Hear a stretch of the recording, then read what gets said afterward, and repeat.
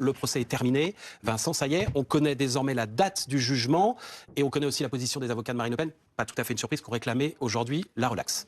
Si tu aimes les analyses des débats politiques, abonne-toi.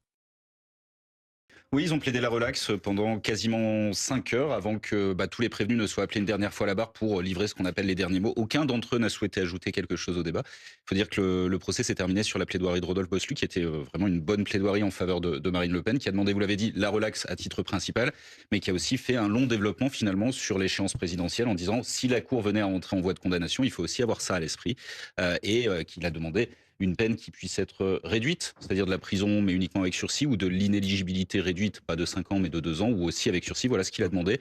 Si tu aimes les analyses des débats politiques, abonne-toi. Ici, on ne suit pas la foule, on analyse les faits.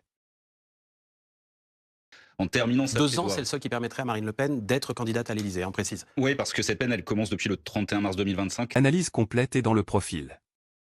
Abonne-toi pour suivre l'actualité politique de la République.